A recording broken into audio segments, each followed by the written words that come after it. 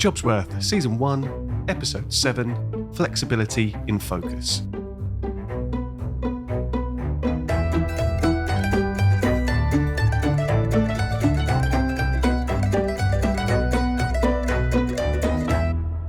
Welcome to Episode 7 of Jobsworth. This week I'm speaking with Darren Stewart, co-founder and COO of tech company Insureflow. I've worked with Darren and the Insureflow team for over 4 years now and have seen them transcend through the scary, oh shit, where's the money coming from world of a tech startup to land firmly in scaling business territory. Like many business leaders during the pandemic, Darren, along with his co-founder Adam, had to learn how to manage a fully remote team almost overnight. As you'll hear, whilst they certainly had the tools to ensure the transition to working from home went smoothly, making sure their people remained happy, healthy, and engaged was an altogether different challenge. In 2021, as a way of giving back to his team for the incredible work they put in during the darker months of lockdown, Darren and the Insureflow team embarked upon a trial of the 9-day fortnight. In this episode, we talk about how it was rolled out in the business, how the changes were communicated to customers, the practicalities of implementing processes to ensure productivity remained at the right level, and the importance of leading by example. We also discussed the impact the trial had on the company and their customers, the feedback from Insureflow's employees, and whether the 9-day fortnight is now a permanent fixture.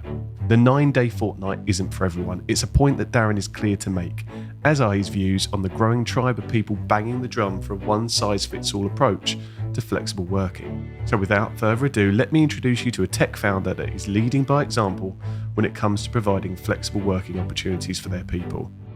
Darren Stewart. Okay, I'm going to be honest with you. I forgot to hit record on Darren's mic when he answered this question. So Darren very kindly accepted my invitation to come back on to Jobsworth, being the stickler for tradition that I am, to answer the opening question, this time online. So I can only apologise to both Darren and the listeners for this segue, and we'll go into his answer now. So Darren, I'm going to ask the question again. When you were younger, what did you want to be when you grew up? So, I wanted to be a professional trumpet player. I don't know why. Now, because I know that's the answer, it's funnier than when you initially said it, and I don't know why. But talk us through that. What was the inspiration behind that goal? Well, obviously, trumpet's sexiest of all the instruments. We all know that. So that was a big part of it. I don't know if I told you this last time actually, so maybe this is new. But I joined a marching band when I was about. You didn't bring this 6 up. years You old. did not mention this the first time. Already regretting this. So I was in a field at fireworks at when it was cold that time of year. And I remember seeing a marching band when I was really young, and there was a bunch of people playing instruments, and I said that's what I want to do. And so went and got lessons and joined the band, and that was it. And I was quite focused on that actually. I really did want to do that, and I got what I thought was pretty good. And so that was what I wanted to do until a little bit later in life, which I'm sure you're about to ask me why I'm not a professional trumpet player. Why are you not a trumpet player? I mean, we'll go on in the episode that will segue smoothly into, I'm sure, that was recorded in the office as well. But it's for a 6-year-old to be stood in a field and see a marching band and think that's what I want to be when I'm older, I think is a big aspiration. You still own trumpets, Darren, as well, don't you? I'm sure you mentioned that last time. You've got some trumpets in the house. I do. I have 3. 3 trumpets. I have 3. Okay. I haven't used any of them for many years now, so I don't think they work anymore. But I do have 3. Well, trumpets. so this is the thing. I know you're recording this from your office, but if you were at home right now, I'd be tempted to kind of like, come on, do you take requests? But obviously, that's not something you can do. Maybe next time. Maybe season 2. Yeah. We'll do a special. And I can do your intro. Yeah. Oh, good shout, actually. Okay, we'll consider that. I'll talk to the producer. Okay, Darren, look, thank you so much for coming back on and recording that. I really appreciate it, mate. Thank you. Cheers. Right, enough of that waffle. Let's dive back in. So you've gone through that experience up to the point you decide then to start a tech business. Yeah. So you're saying there as well that the technical aspects are fine, but not necessarily setting the world on fire. Yeah. So you found a business which at the time is called Gavia. Yep. How were you pronouncing the name? Well, we were Gavea. Gavea, okay. But we were the only people that pronounced it Gavea. Probably because I was doing the recruitment for you in the early days and telling everyone it was Gavia as well. So that might have been my fault. But so you start this business, Gavea at the time. Yeah. What comes into your head? You want to start a business, but you know that maybe the technical expertise that you have isn't going to set the world on light. So how did you go about making that decision and jumping into that next step? Well, it wasn't me and Adam, the co-founder, developing the system. So Okay. what we had done over my career, the last 20 years, is obviously work with a lot of very, very good technical people. Yeah. And some of those people came with me to various different businesses. So after Plus One, I probably moved on 4 or 5 times to different businesses. And some of those people came with me. Yeah. And some of those guys were really fantastic from a technical point of view. So when we were looking to set the business up, very confident around with there being a need for the product, around our connections and our insurance knowledge and all those kind of areas, and generally what the technology would need to deliver. But there's no way we could have done that just on ourselves. It wouldn't have happened. So we talked to one of the lead people that I've worked with, a guy called Ben, and he agreed. At the time, looking back, probably quite madly, but agreed. It's all worked out now. Yeah, absolutely. To join us, and so he led the technical development of the whole platform. And still does, in fact. Wow. Which allowed me and Adam to really focus on, well, we obviously were involved in that, but on the wider stuff, essentially. Yeah, okay. Because there's skills that you need within a business, because you could always argue that if someone's got all of that technical prowess and ability to build something, they're not necessarily going to have the business acumen to be able to grow it, expand it, get the clients as well. There are a lot of plates that you need to spin in setting up. So I think you're probably being modest about your technical ability. Maybe, who knows, you could have built it, but you had someone that you'd met along the years that you identified as a great person to bring in. Yeah, absolutely. And I think it's really important as well. I mean, it was a very small team. It was 3 of us. It expanded to maybe 4 shortly afterwards. But you also need some pushback. Just because I think an idea is a good idea doesn't necessarily mean it is. And so having someone that can take a different angle from it, whether that be Adam at the time or whether that be Ben, is really, really important in the early days, so you don't go down a rabbit hole.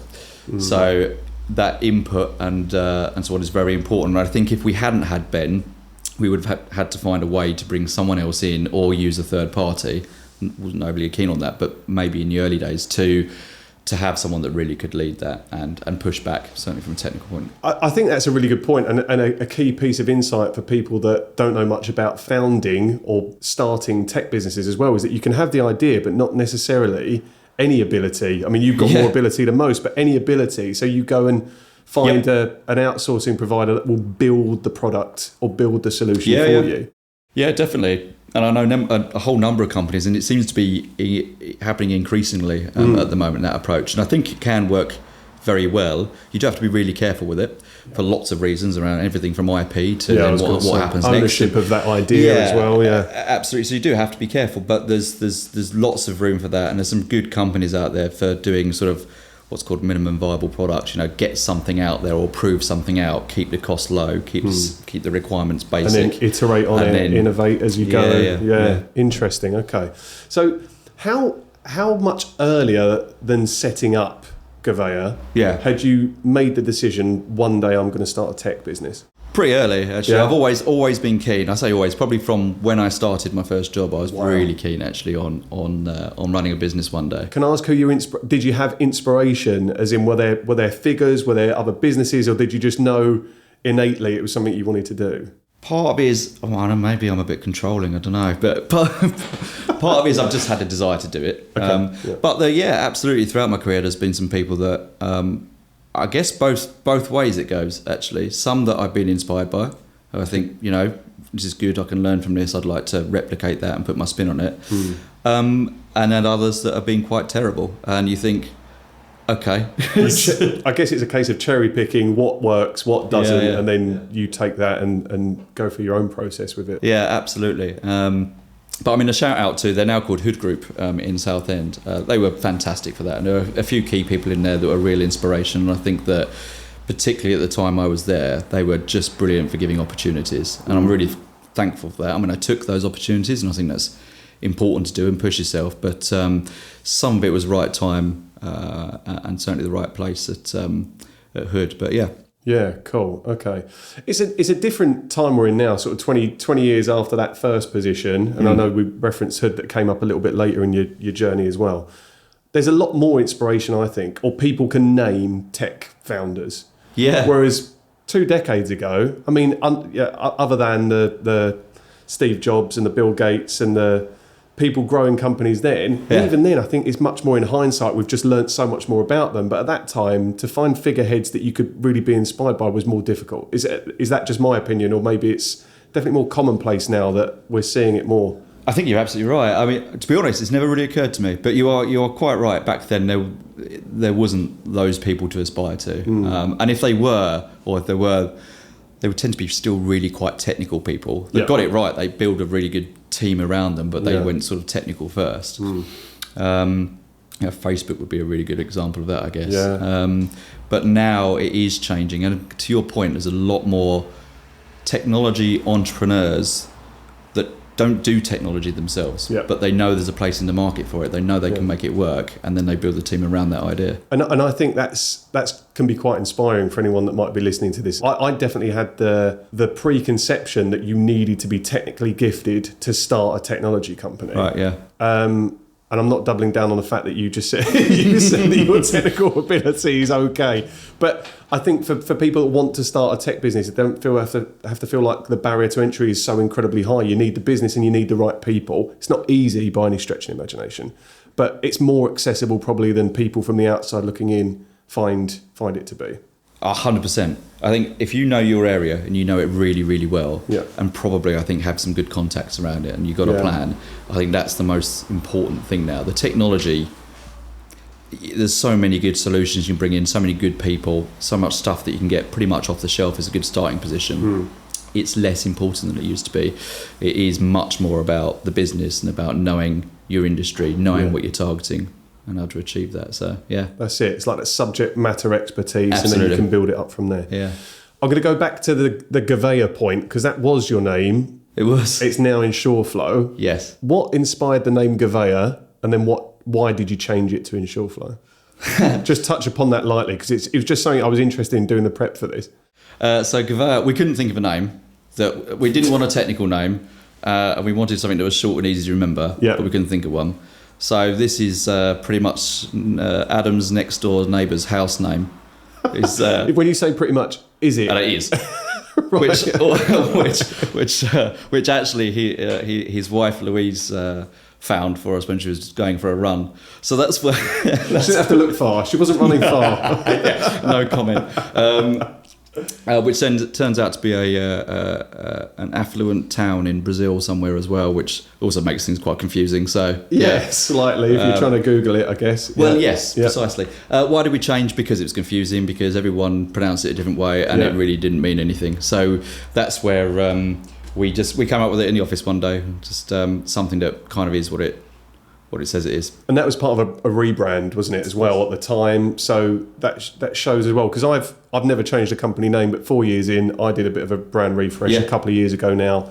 I think you just develop and evolve, don't you, as well? Your services develop, and as you say, you trial something, and then you start to think about, I'm sure things like even like SEO, like how people are finding you online. Insureflow is much more relevant and accessible for what it is you actually do. 100%. Yeah. And it was the right thing to do. And I think it is, once you become a bit more comfortable in your own skin and you kind of know what you're about, then it's worth changing things. A lot of people will be stuck on that though. They'll come up with a company name and just be like, no, I can't change it so early on. But actually sometimes early on is the perfect time to change it, because it may just spark the next step in your growth, or it's better to change when you are small than when you get 10 years down the line. Absolutely. I think it's, quite possibly. Yeah. I mean, it was all linked into a whole load of stuff for us, because it was tough at that time. You know, we'd had some initial success, which was great, but then starting to try to get to the next level with the business was difficult. So the branding was one, because we wanted a new brand and something that made sense, but also it's quite a nice refresher for us as well, which is like, okay, we've got to here. Yeah. We're pleased with that. We feel like we're slowing down a little bit. let's get some energy back in this, and that was part of that drive actually. It's amazing what that can do, isn't it, from a mindset perspective as well, Yeah. for you to just kick on from that point. Yeah, Definitely, because I've been aware of you guys since you started, and to see your growth from the point that both you and Adam, I don't know Ben particularly well, Yeah. but I know he's been a sort of founding member along with you guys as well and in it from the start. What were the challenges early days? Because infamously we all know about sort of famous stories with tech startups about the challenges that you find, where's the money coming from, who's going to take your products on as well. yeah. And then, under 2 years in, the pandemic hit? Or maybe just over 2 years, Yeah. So talk to me about some of the earlier challenges you had in building what was Gouveia. We'll keep calling it Insureflow though. Yeah. Cheers. So, I mean, the number one was finding clients. I mean, you can have the best solution, technology, whatever it might be, product in the world, but you got to get the clients in. So that was always going to be a challenge, and it was a challenge early days. Yep. There was a way of approaching that, which was getting a very strong price point to get in a room, and then having to sort of do some things that potentially you wouldn't want to do in terms of the way you might develop the application or so on, which wasn't part of the plan, but you kind of have to do to start getting some headway. So I'm going to ask two questions on the back of that. When you say strong price point, we don't have to put this bit out there, but do you mean competitive? I mean cheap. Low? I mean really cheap. I think I did the same thing when I started as well. So so strong price point, i.e. cheap. And then with the development of the application as well, you just mean rather than have a complete product, it was more tailored, there was more configuration to make it fit for your client. Yeah, so the tailoring is, I mean, you nailed it on that. And the idea from the start with all of this was to create a single application that then you just onboard clients to, and you configure them for everything, but you're not changing the heart of the system. Okay. Yeah. And long and short of it is we had to early on to get the business in, because people would say, yeah, that's fine, but we need to do this way, otherwise we can't take you. So that was difficult, and that made actually the next couple of years very difficult, because probably the first 5-6 clients that we took on, we had to go down that route. And then where you don't want to be as a technical business is with lots of different versions of the same application. It is, but sometimes commercial realities and so on are that you kind of have to make decisions that you're not particularly comfortable with, but you've got to do. So we then had to spend a good amount of time putting all that back together again. So now, a few years later, everyone's on the same core version. We've got everything through the configuration layer and so on. But so that was difficult. Getting clients, once we got going with that, became a bit easier. The funding we were very, very lucky with, really. We had a contact who's a bit of an angel investor called Chris, who's been the most supportive person we could ever have hoped for. So, incredible. We were lucky around that. So that wasn't such of an issue. But in later life, you still have to. We went through a couple of other funding rounds, so you have to be aware of that. And I think, there's the pandemic did not help. I don't know many businesses it did. No. My experience is very like that cliche of being on a roller coaster, really. There was highs and lows of it, but it was, and those that got through the pandemic, they have come out stronger. It's as simple as that. So so there is some positives around that as well. And I think your point about the roller coaster, I think the biggest challenge we faced is we went in with it with our eyes open, but we didn't know how much work it was going to be. And I think that, genuinely it was probably 2 or 3 years with pretty much no day off. And that's fine. And I never moan about that, because we decided to start this business and do what we're doing. So you have to subscribe to those sort of things. But we weren't prepared for quite how difficult it was. And also the highs and lows, win a client or do something great, it's a fantastic day, and then the next day where's the next one coming from, and how do I deal with this issue? You get shot in the kneecaps by something else that's completely unforeseen as Big well. time. Absolutely. So, loads of challenges. And probably the other one is it's all very well being an expert in the area that you are. It does get you going, but then you realise, okay, you don't know how to manage your finances correctly. You don't know how to deal with HR. You're not a marketing expert. You haven't got all of these different things that, as a larger company, which I've been in a part of for many years, there are that teams just happens, of people. Or you got someone guiding you through processes, or you can chat to. Yeah. You just don't have that as a small business. It's a really good point. From the outside looking in, it's an inspiring story, but when you really start to dig through the gloss, you start to realise actually the day-to-day of it is that roller coaster. It's an awful cliche, but I think it's the best one. There's ups and downs and loop-the-loops, and sometimes you're going back on yourself as well. That's what it feels like. Talk to me a little bit more about the pandemic, because you had led teams, but you hadn't founded a business before. The pandemic comes around. What was your head count at that point? I'm putting you on the spot, but do you remember roughly? I think it was about 8, something like that. People. So it's fairly small, but still. Yeah. But office-based? Yeah. 5 days a week? Yeah. Just because at that point, who was asking questions around it? Yeah. That's what it was, yeah. Okay, so the pandemic happens.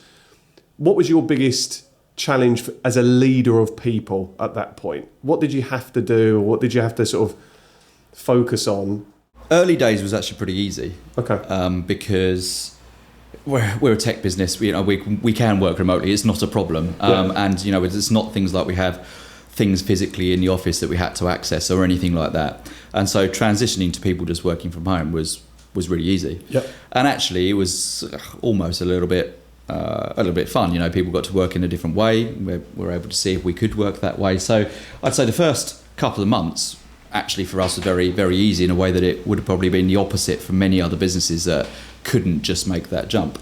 Where it started getting really difficult is you start, realising how much you can get done in a very short time space by just having a face-to-face conversation. And no matter how good it is working online with Teams or Zoom or whatever it is, there is something that is just easier face-to-face. And we started hitting some issues where something that might be a 5-minute conversation, suddenly that's a half an hour chat or an hour chat or whatever it may be. And coordinating people started becoming a bit more challenging as well. We had to put a lot more time into making sure everyone really knew what they were doing day in, day out, because you don't have the just turn around in your chair touch point of, I've got a question, or I'm a bit stuck on this, can I do something else, or whatever it might be. And then further into it was then really seeing people struggling just with life, not going out, not being able to see their friends, and actually the only time they were really talking to anyone that was outside their family, immediate family, was for work. Yeah. And we really started, I think probably the second lockdown or whatever it was, that was where I think we saw a real change to, we had to really try and put time into helping people as well and making sure people were okay. Yeah. And it's really easy to not do that. But, you can just start telling with people that they're just getting down. And, it's natural. I was the same. Everyone was the same, I think.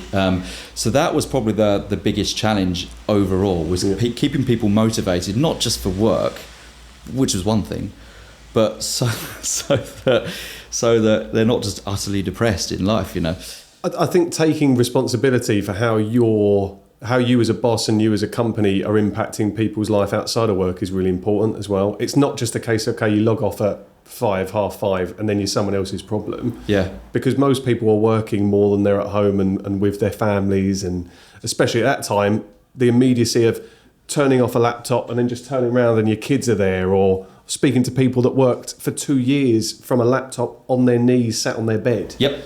That's not a way that people can work long term. It's not, and it was total shock to the system. It wasn't something that people gradually went into. It was bang, it was there. Immersed just straight absolutely. away.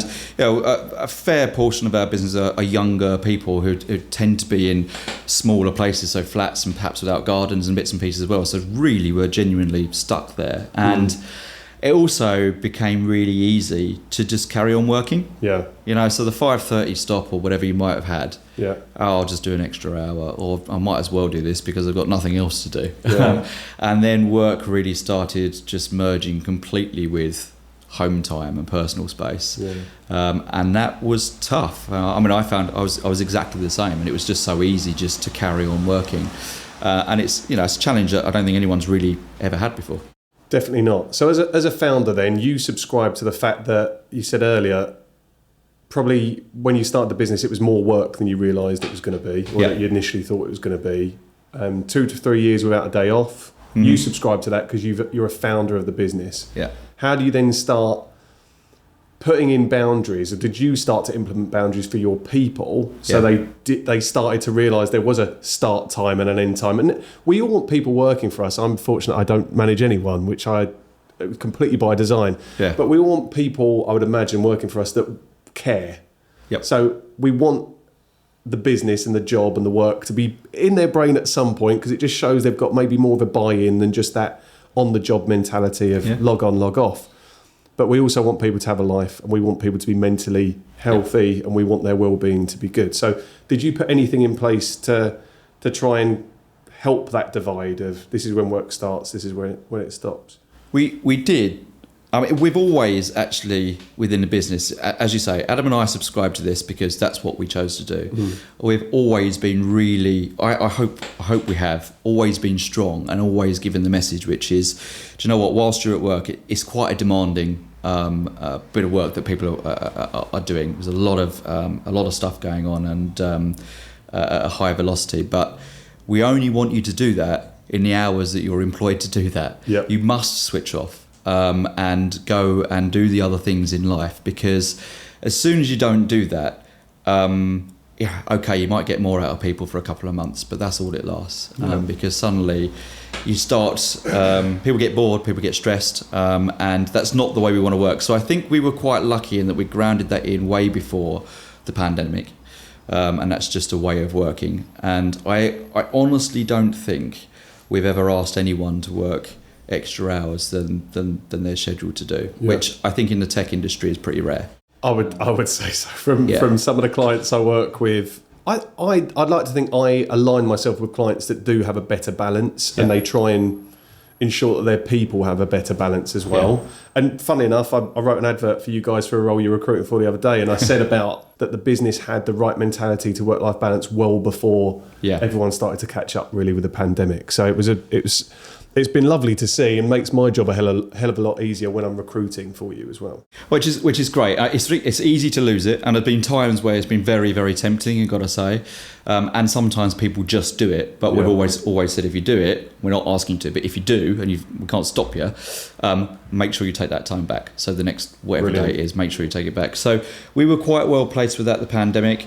It became quite difficult to control because I think people actually, it was something to do. A bit of escapism probably as well, from being in your own four walls and just immerse yourself into something else. Yeah, absolutely. But that's why we introduced or started playing around with giving some people a bit of extra time off. Yeah, so we're gonna go into this in a lot of detail now, if that's all right, Darren, because we might as well say it. So you implemented a 9-day fortnight. Yeah. Which I was calling it something weird and wonderful at the time when I was advertising for some of your roles, but the best way to describe it is a 9-day fortnight. Yeah. So I still don't see this being very common at all within bigger organisations, let alone a scaling tech business. What led you to even explore different ways of setting up a working week or a working fortnight? What did you explore before you sort of fell on a 9-day fortnight? Well, it was all driven by the pandemic. Okay. And as we've been talking about, a lot of people spending a lot of time at home with not much to do, and even if they were taking days off, you couldn't really do anything with it. And we were conscious coming out of that it had also been a demanding period of time when we were working for the amount of work that we were asking people to do, and so on. So as we were coming out of the pandemic, we thought, is there a way we can give back for a few months, really, to try and give some of these people a bit of time back that they have lost over that period of time because of the pandemic, that they can get out and see family or go on a little holiday or whatever it might be. Yep. So we came up with this idea, which was just to give everyone. We initially looked at, could we give everyone an extra day off every week? We're a small business with a lot to deliver. It just wasn't. We couldn't do that. So sort of the next best thing we could think of is, well, what if it was every other week, and then we could essentially split the team 50-50. So one takes one, or one half takes one Friday off, one half takes another Friday off. So it was all driven from pandemic and wanting to just be able to give something back and say thanks, really.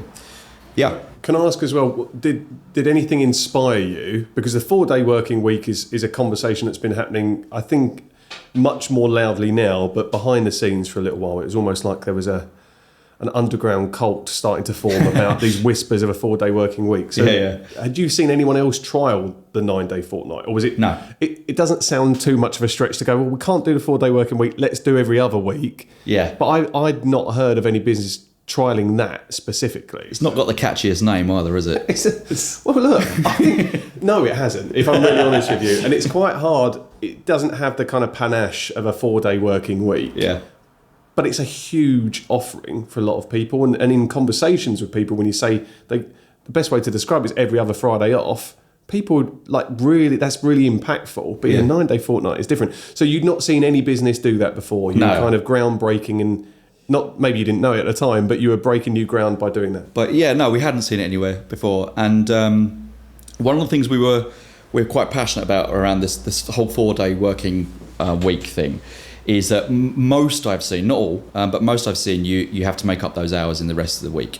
So so your 7.5 hour day becomes an 8 hour day for 4 days a week, and then you take that day off. Right. Yeah. At the end, we don't want to do that because the work that people do is tough, you know, and adding an extra hour and a half, 2 hours on each day, it's not good for the people doing it, and it's not good for us. You're not going to get the same return as people being fresh. So that whole sort of that approach to getting people time off, just we're really, really not keen on. And to offer just the standard 4-day working week, keeping your daily hours would have meant that something had to give in terms of productivity, the service you're offering to your customers and your clients as well. Yeah, just realistically at a commercial level, losing essentially 20% of time for nothing is a bit too much of a step.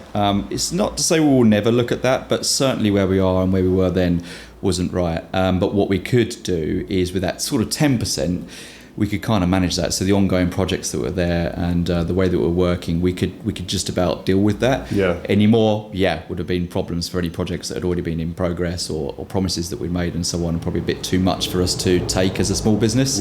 But the 1 day every 2 weeks sort of resolved that problem. Okay. The inspiration behind it was the pandemic.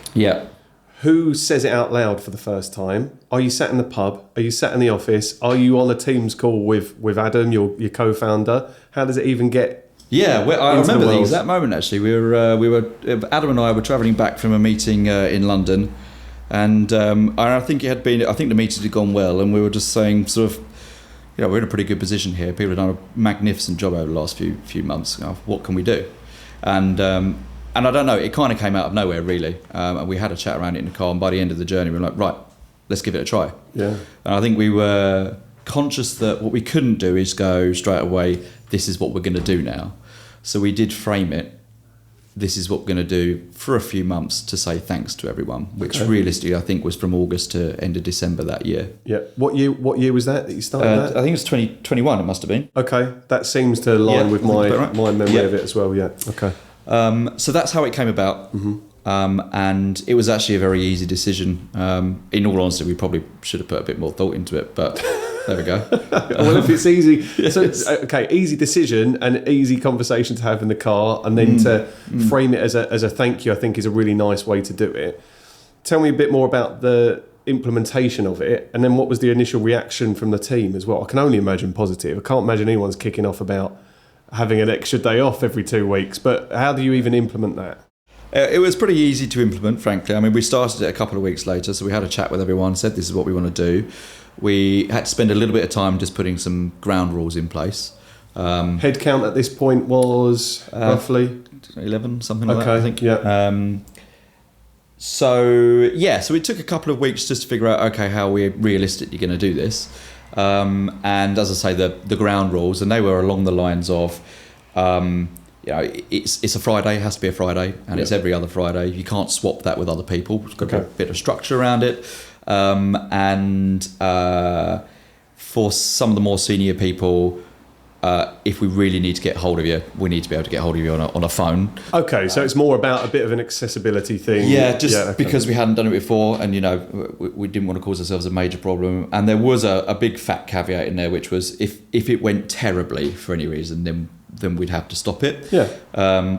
Which we obviously would never have wanted to do, but we had to be careful around it. Yeah. Everyone subscribed to that. Obviously, immediately, as you say, it was very positive feedback from everyone. Someone banging on your door or trying to call you saying, "No way is this happening." I can't imagine a world where that would happen. But okay, yeah. What might be one of your questions coming up, but what was interesting and the challenges around it that came were, one, trying to get people to do it was much more difficult than you would think. Some people straight away very comfortable, which was brilliant. And you can't knock them for it because you've offered it. And it's exactly what we wanted. Yeah. Other people, there was that guilt factor and just, I'm just going to finish something off. So I would pop on for an hour in the morning and, it easily becomes 3 hours and all that kind of stuff. And what was interesting is that Adam and I, whilst we genuinely did want to do that, we did have too much going on. There was too much going on for us to be able to take that time off at that time. Yeah. So, but that didn't help the situation because people knew that we were working and they felt a little bit of the guilt thing, which is that, should I be doing this or not? So even though we'd been very explicit saying you must do this, we actually had to genuinely enforce it in the end. It's a big question that often comes up in bigger organisations as well about leaders leading by example. Yeah. Because there's always going to be an argument that, okay, well, look, we're rolling it out to everyone else. It doesn't necessarily mean we have to do it. But if people are seeing the examples, they're saying it. Yeah. It's maybe we're a cynical bunch, and maybe the Brits especially are cynical, and we'll sit there and go, wait a minute, how serious are they being? Or so for you had to enforce it, but you enforced that for others, not yourself. Yeah, well, I get it. First off, I do understand. Yeah, and we had to. I can talk about this now because we're fine. But go for it. But we, to be honest, we then acted as if we weren't working. So we would go offline and so on. I mean, we'd still be working, but we wanted the perception to be at least that we're not. Which isn't great. We would prefer to have taken the time off, but we had to get people comfortable with it. So if that meant that Adam and I had to just meet up face to face or whatever it might be. So, but that did sort of get that working, and then in time, Adam and I started actually being able to take that time off as well. Yeah. All that says to me that even if you're doing it under the illusion of not being online, it shows that you give a shit enough about your people because ultimately. I started my business to have a better work-life balance, but often I have exactly the opposite. But at least it's my own stress that I'm putting on. It's not something that's being passed down to me and I'm having to shoulder that burden. But I do think it's important that if you have people working for you, they need to be able to see an example of that. The fact that you kind of done it under the illusion, as I said, of not being online, I think is an inspiring thing as opposed to being met with, I didn't know that. You weren't hurting anyone other than yourselves, were you really, by having to work that much more? No, exactly. But it is really interesting, and it is a bit of an insight, and it makes you think a little bit differently because you are absolutely right about leading by example around that. And if I was one of the other guys or whatever, I was sitting there thinking, well, can I get ahead slightly if I did work that Friday? Is there actually an expectation or a thanks if you do? And I had to really kill that dead and make sure that's really not what we want. That's a really good point. For anyone that, let's just say someone did jump on for 3 hours, an hour, went above and beyond, were they given kudos for that? Were they given positive feedback? Was that enforced? No, we weren't. We had to not give positive feedback. That's a really good point to make because it's very easy to go, thanks so much for jumping on and doing that.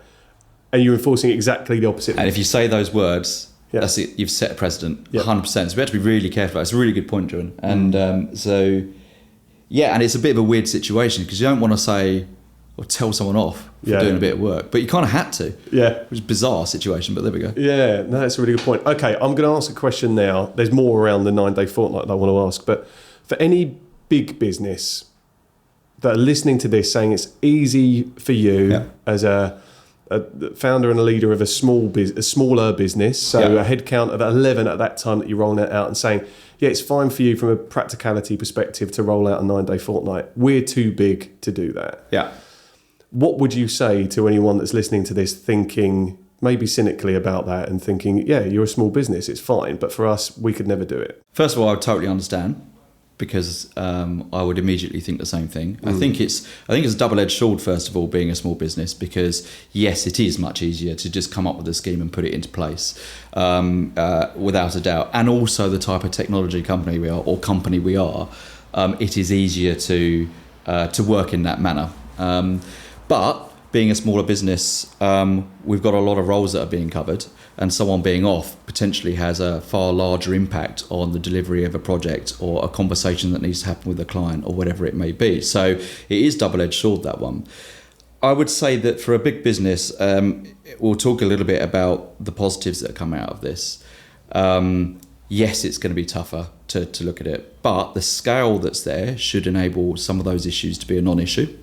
And the positivity that can come out of that, I think is huge. I think that, again, there'll be different businesses that it's easier than others. You know, if you're running a call center against, you know, very strict SLAs that have got 5-year contracts in places with clients, to try and make a change like that is very difficult. That's going to have to be, where do you want to be as a business in 5 years' time, and how do you start getting towards that and start planning and being in that position and then bringing staff along that journey. But you can't just go and do it.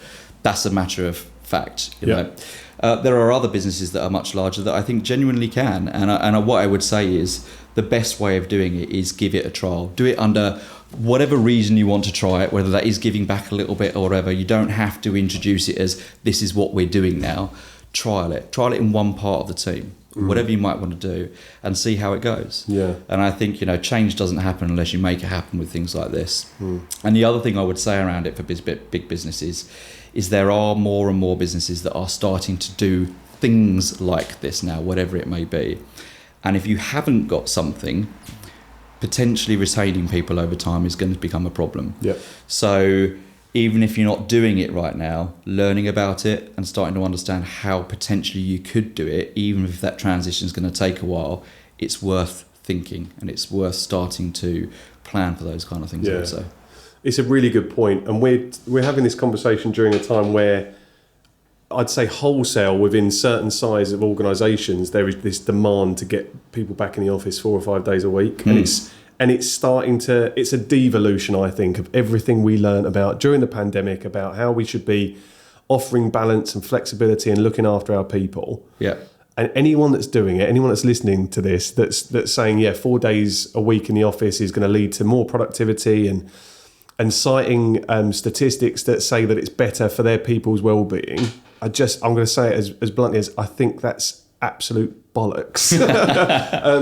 And if you stick to that, ultimately in 6 months' time, you will start to see this exodus of people leaving your business and flocking to those that have still got this people-first mentality of allowing them autonomy and flexibility. It has to work for your business. A point you made before we started recording, Darren, as well, is that it's very easy to just judge people that are offering, let's say, more traditional ways of working. But it has to work for the business that you're operating in. So maybe we can just touch upon that, because I don't want to. I mean, I'm a little more one side of the fence than you are on this, but it works for Insureflow, the 9-day fortnight. It does. I'm quite passionate about this, actually, and funny enough, it's not the opposite what you're saying at all. But for Insureflow, we do afford a lot of flexibility. You know, work from home, work wherever you like. You can work in the office full time if you want, etc. But that's just the kind of business that we are. But I think I touched upon it earlier. One of the things that does annoy me a little when I see posts on LinkedIn and so on from recruiters, not always recruiters, it can be anywhere, but which is, if you don't have work from home or total flexibility, your business is dead. And I don't agree with that. I think there's a lot of change that's going to happen over the next couple of years. And I think that change is going to be people finding the right businesses for them. And I think you're right. I think there is going to be an exodus from businesses that don't offer some of the flexibility. But I don't necessarily think that that's a bad thing for those businesses in some ways. I think you're an idiot if you're running a business or you're a manager and you haven't properly thought about it and think, can we offer this? If we're not going to offer this, why? And have good, strong reasoning as to what route you decide to go down. But if you have really thought about it, and let's say that your senior business team have all worked in the city for the last 40 years, and the team below that have as well. And that's the way that you operate, and that's how you get the most out of people. Putting a completely new way of working in, I think potentially could be more dangerous for that business than kind of sticking to their guns in some ways. Bear with me on this. Yeah, go for it. Because what you're asking people to do is completely change, particularly from a management point of view. You know, trying to change the way that people manage people is difficult. And if you're a business that the way you operate is face-to-face and always have, it's a really, really difficult change to make. Because you're actually looking at having to go, do I have to replace my entire senior management team and my management team and all the people in there? Because people that work at home have got certain values and work in a certain way. People that work in the office and really want to have certain values and work in a certain way, and they're not always compatible. So my worry is that there are some businesses that are being forced to change, which might actually kill them, funny enough. And I think that what it should be is, there will be this change. There will be businesses finding their feet. What are they going to offer? What do they want to offer? What is the way that they feel that they can work best with people, particularly with the people they've already got? And then you've got the people that are looking for, or in jobs at the moment, or are going to on the market, who are able to go, what do I want? And I think some people will go, do you know what? I really miss the face-to-face. I want to be in an office 5 days a week. And then you have a whole load of people that go, I love working from home, and that's what I want to do. And then probably much more in terms of people that want to be in the middle somewhere. Exactly that. And I think that we're going to go through a process now of people finding their right match and businesses finding their right match. And I think there'll be a whole carve up and lots of people moving roles to find those right places. So I do think that it's a little one-sided to say, you know, if you don't offer the full work from home piece, you're dead. I just don't think that's the case. I would agree with that as well. I think that narrative it's a bit alarmist, and it tends to get a lot of likes on LinkedIn. 100%, absolutely. And I think that what will happen is, for the businesses that do want people in 5 days a week, and we're not one of those, you know that, but people that do, they will have a much smaller group of people to select from in terms of people going for those jobs.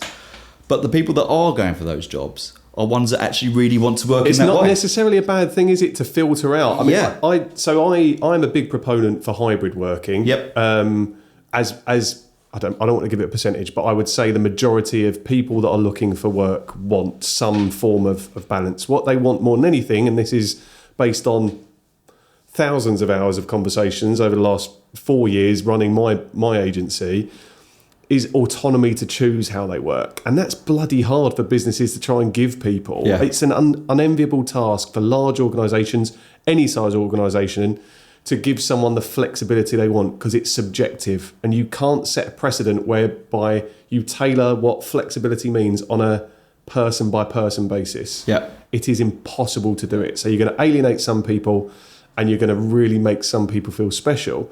But as you said, if it's 5 days on site per week, you're going to alienate the people that want the flexibility to work from home, and you're going to be left with the pool of people. You've put your stake in the ground to say, this is how we operate. I think it's still quite short-sighted, and unfortunately the pool of people you're going to be left with to look at are smaller than you possibly like. But at least you know then, this is how we work. But the difference is the leaders that give it the thought and say, could we make this work? 100%. And what I do see, and I talk to people often who are business leaders who haven't given it that thought. And that, I think, is just naive. So you're really causing a whole load of problems for yourselves. I think if you can prove, and if you've genuinely thought around it and come up with, this is the model that works best for this business, then great, whatever's best for you. I do think, and I actually completely agree, the hybrid working model, I think, is probably the best for the vast majority of people. It gives you the face-to-face time in the office and getting out of the house, which is good. It's good mentally as well, even if it's just the travelling that does it. I think the problem for a lot of businesses now, and this is a question that's posed on LinkedIn constantly, what does hybrid mean as well? Because again, hybrid is subjective. Hybrid can mean, fully remote is you do not need to be required to go into an office at all. Hybrid is that you need to be in an office for a period of time. It could be a day a month, could be a day a quarter, as it is with one of my clients. But it's another really hard one to define. And I think we'll get better at it as this becomes no one says new normal anymore, do they? It used to be a thing. Everyone was talking about the new normal, but as it becomes more of the new normal, we'll get better at defining what hybrid is, I think. But for now, it's going to fluctuate and differentiate depending on. Yeah, I think it's a really good point. I mean, just from what we've seen, we operate for want of a better word, do what you like mode. Nice. If you want to work at home entirely, that's fine. If you want to be in the office full time, that's fine. If you want to do something in between, that's fine.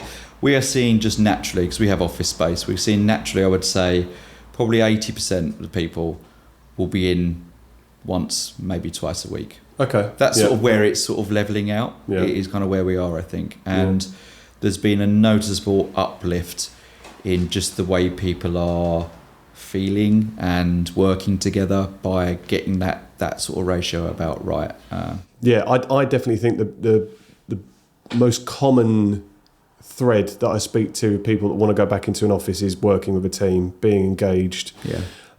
Again, loads of studies and loads of anecdotal evidence to suggest that being in the office with a team is actually going to make you less productive as well, because you're tapping people. Those moments where you can tap someone on the shoulder, you hope it's going to be a conversation around, can you help me with this? But it's usually about, did you see the football at the weekend?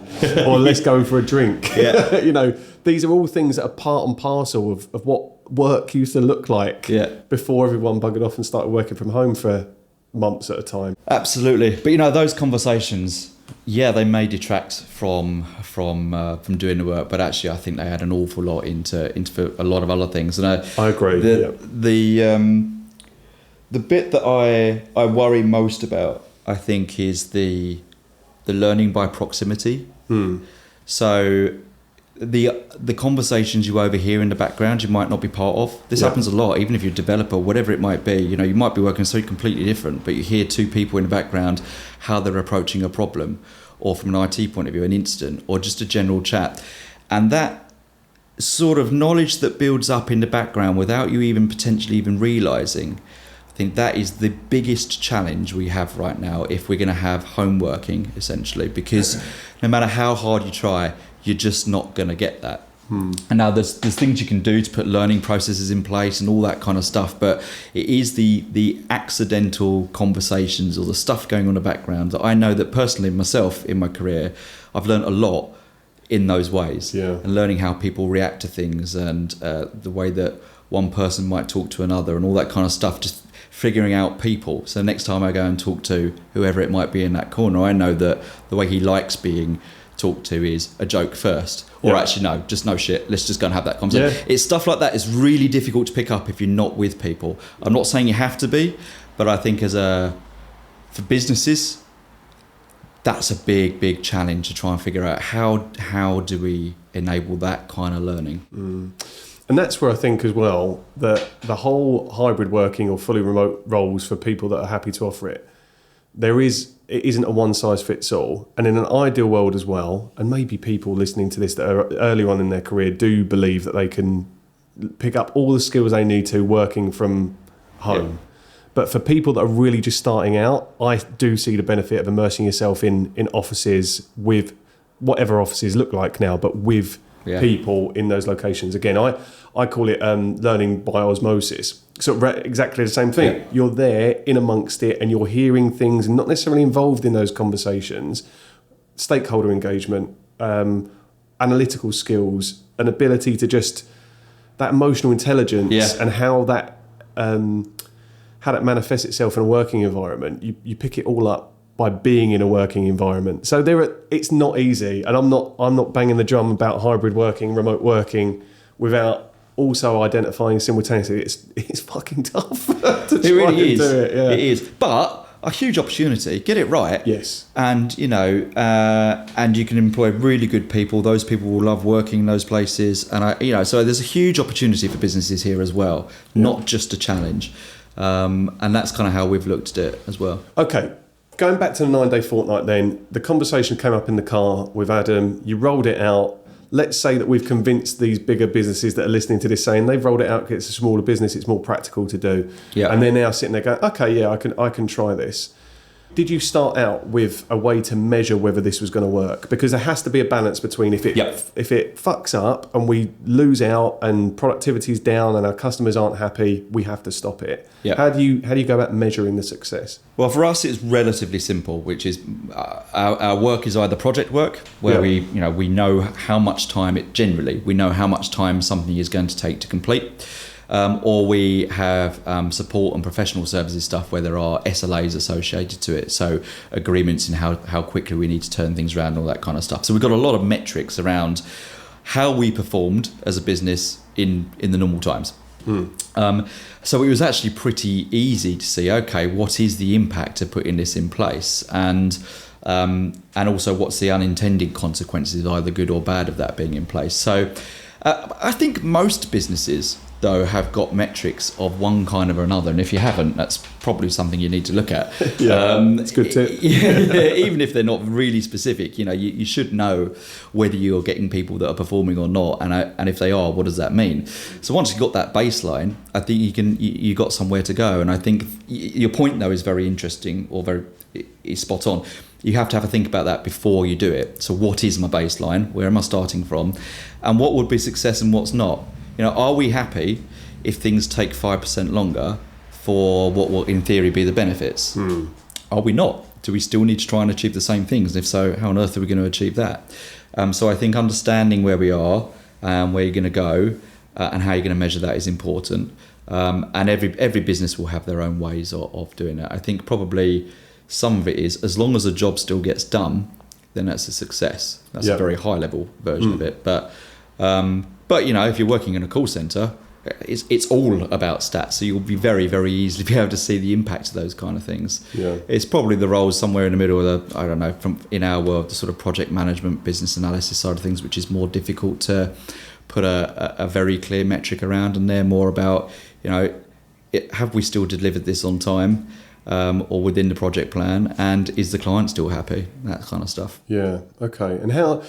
Two questions on the back of that. Then you started this trial. Did you have to communicate anything to your customers to say that this is now the way you were working? No, we didn't. For various reasons, but no, we didn't. What did come out of it is people would be involved in meetings that they wouldn't normally be involved with. So clients did sort of see that there was some change going on, because they may have a project manager that's on their account Monday through Friday normally, and then suddenly someone else pops up. Right. Yeah. So I think naturally it did come out in some conversation that we're trialing it, but we didn't sort of make a big thing of it. Not met with any resistance from clients or any negativity at all? Quizzical eyebrow raise? There's certainly there were some eyebrows raised. Yeah. And a lot of people going, oh, I'm going to go and have a chat with my manager. I like this idea. Yeah. But to be honest, it was no. Everyone was, well, as long as we get our stuff delivered, whatever. Okay. So there was no issue around that, and actually was received quite positively, I would say. Yeah. Good. So you're then looking at this trial, which you said I think started in August, and the goal was to kind of roll it out until December, so end of that year. What did you see in terms of the differences, both positive and potentially negative, that came from that 9-day fortnight? So let's be British. Let's be negative first. Yeah. So start with the bad news. There weren't too many things. Most of it was around communication. Right. What this was really useful is it exposed some areas that we clearly needed to pay attention to anyway. So communication was one of those things where we had to be just better, so that people knew if someone wasn't in that Friday, and you're just used to being able to talk to someone, and it's not planned like a holiday is kind of thing, but you need to be able to go, okay, where can I find that information? And that person that's taken that day off needs to make sure that information is either been sent beforehand or is publicly available. Right. There were some silos where people were working on one specific thing and weren't paying attention to other areas, or weren't informed about other areas, which were exposed quite quickly. And same thing around some very specific client knowledge and so on. And that, whilst was a negative in terms of we really needed to get that sorted pretty quickly so that it didn't impact our clients and some of the meetings that were taking place on a Friday and all that kind of stuff, what it meant is that we pretty quickly turned that around. And so the communication across the business improved as an output. I guess it affects a lot of internal processes as well, doesn't it? About how you communicate that information. Yeah, and you don't realise how much until someone's just suddenly not there. Yeah. So there was that. There was the problem about actually educating people to take that time off, which we talked about a bit. And I think in the early days there was an impact on output. Now we run both internal projects and external projects, so client-led ones and internal. So we made sure that didn't impact client ones because we could not have that happen. But it did impact some internal ones and slowed down some of the progress there. And we had to look at different ways of working and be more sensible about what we could achieve. So there was a bit of, I'd say, a little naivety on our side of things about how much it may or may not impact.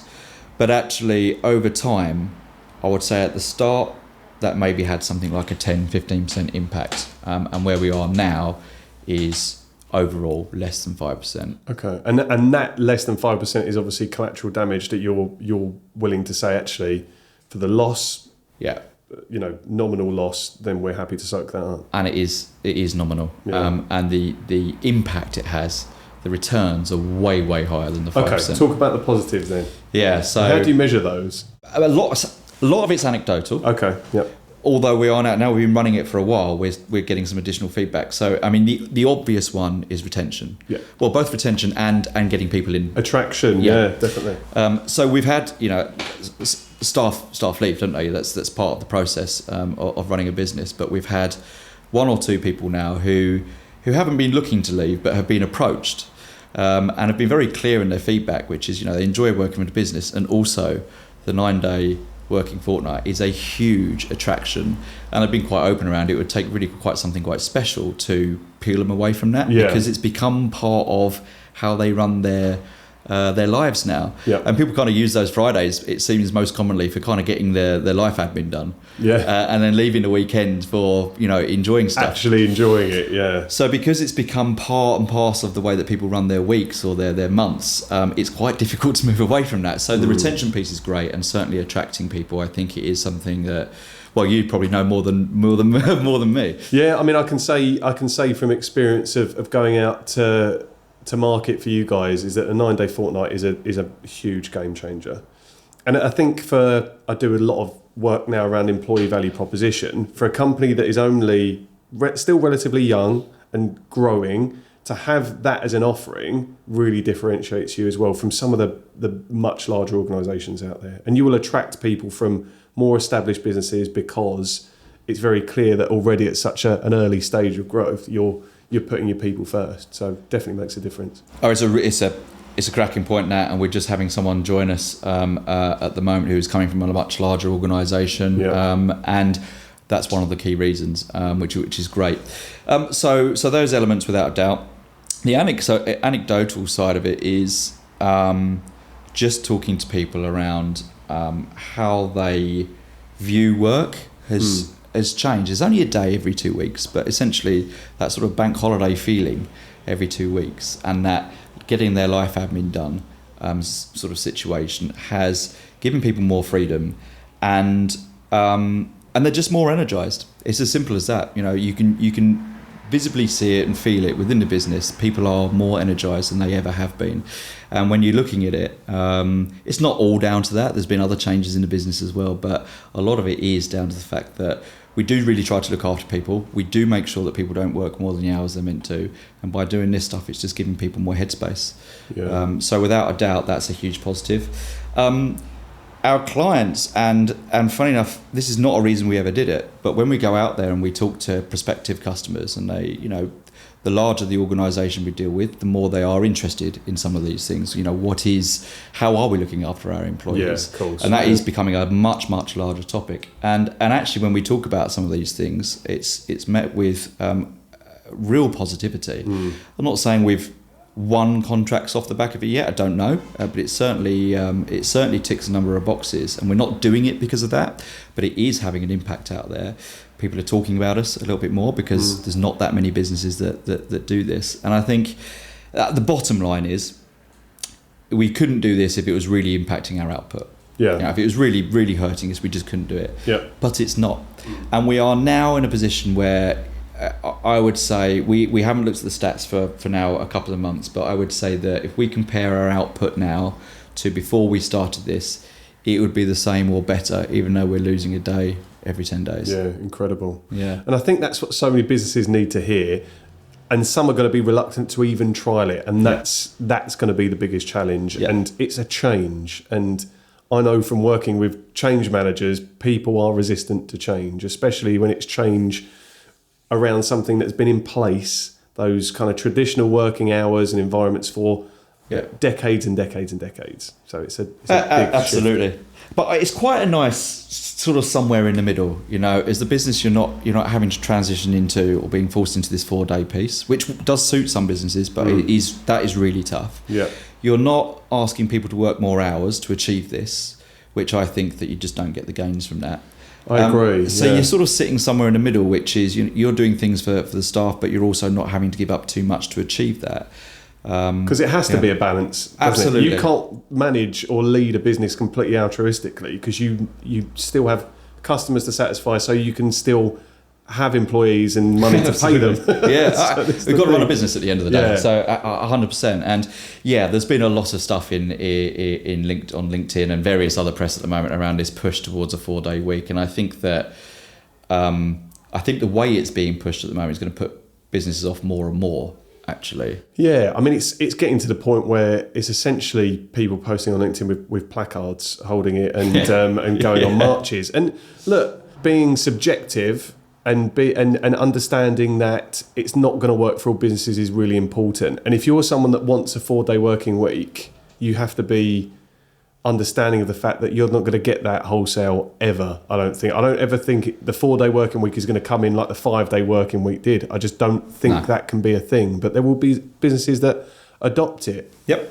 Gunnar, what's the biggest, as a step change, what is the difference between a 9-day fortnight, not in terms of hours, but logistically and practically, what stops you going from a 9-day fortnight to a 4-day week? For us, we're a small team. It's probably one of the bigger issues, actually. Okay. So we can split our team, and we do basically 50%. Yeah. So on one Friday, we've got 50% of the team in. Yeah. And then the opposite, the one after. You wouldn't be able to do that in a 4-day week. It would essentially be a shutdown of your business on a Friday, wouldn't it? Yeah. Really? Essentially, it's that. Or you'd have to go, okay, it's not Fridays. You're going to start, instead, that day off will be one of the other days in there, and you split it that way. Which might work, but I think the Friday works really, really well because obviously it's next to the weekend. It gives you 3 days off. Yeah. I'm not entirely sure you get as much benefit if you just have a Wednesday off, for example. Yeah. But for us, it's just too much at the moment. Certainly the size that we are. Funny enough, for larger businesses, that may actually be easier. Yeah. Certainly than for us. Yeah. Many other things attached to this that you have to think about. But for us, it's that, and I think the output. There's no way around the fact that there would just be a fairly significant step down then, I think, in the output. It's not something we're saying we'll never do. Yeah. I think we need to be in a different place as a business to do that, and I think we'd have to look at our skill sets and all those kind of things to enable something like that. So we are at a minimum a few years away from being able to have that conversation, I think, at least. I think it's important to have that conversation and always look at what you can do. But yeah, that's where we are. Look, I mean, I ask it just because I think it's an interesting insight to see what that difference is.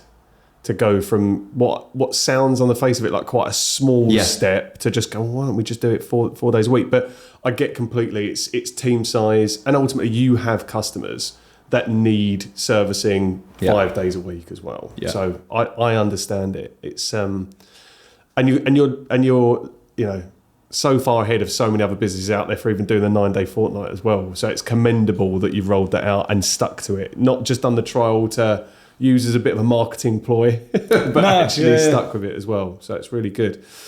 What do you think next?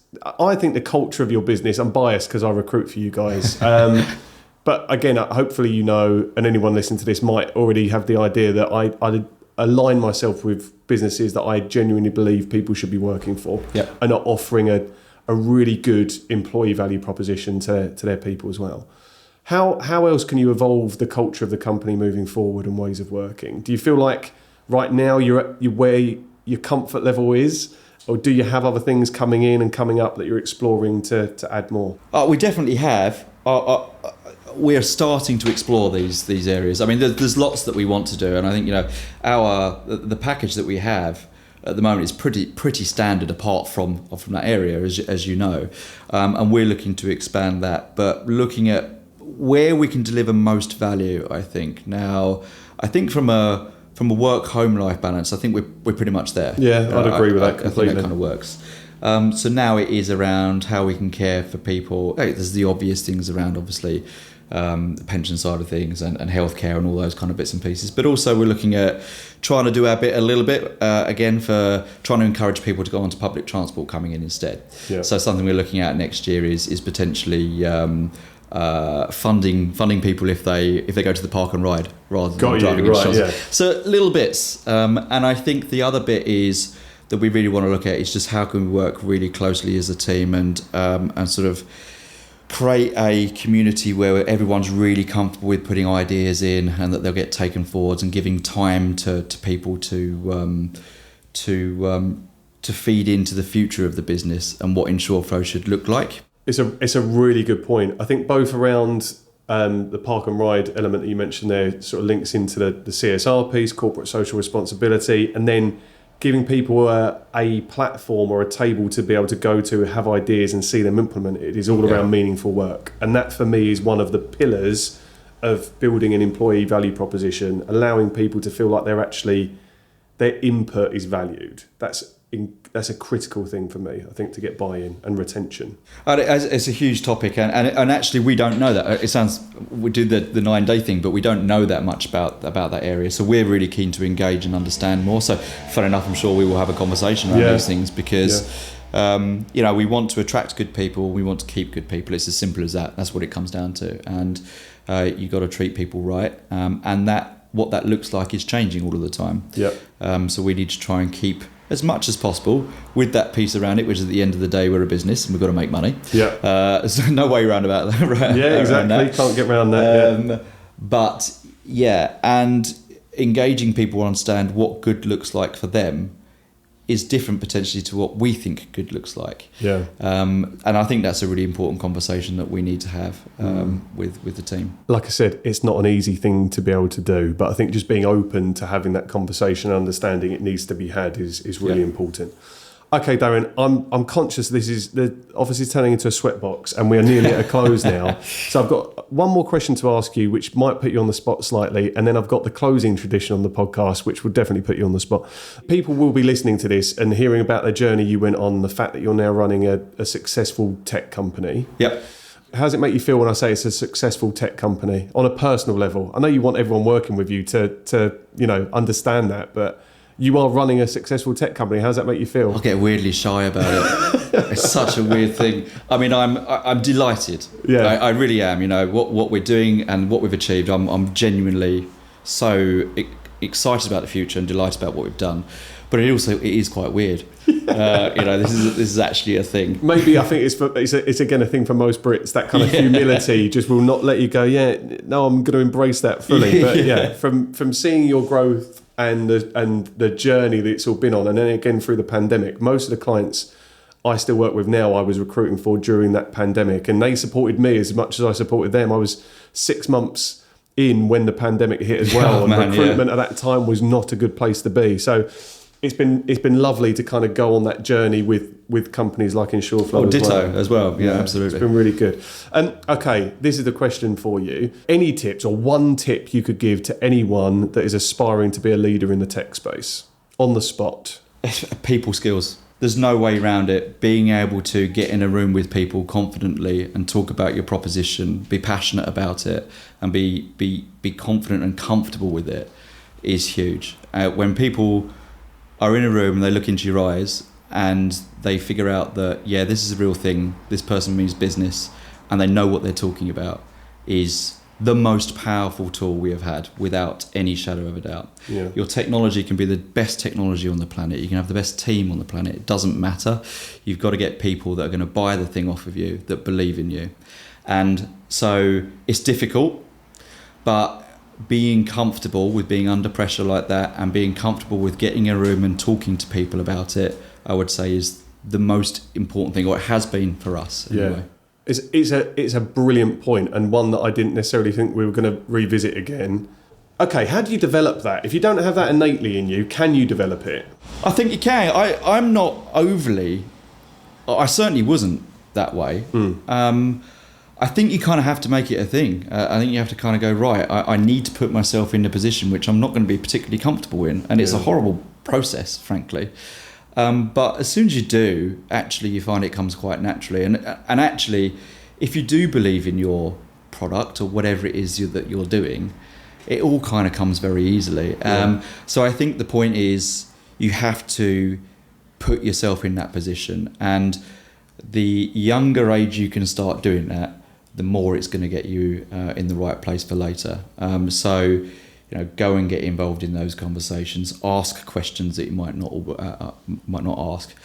Probably when I was younger, I forced myself to do presentations.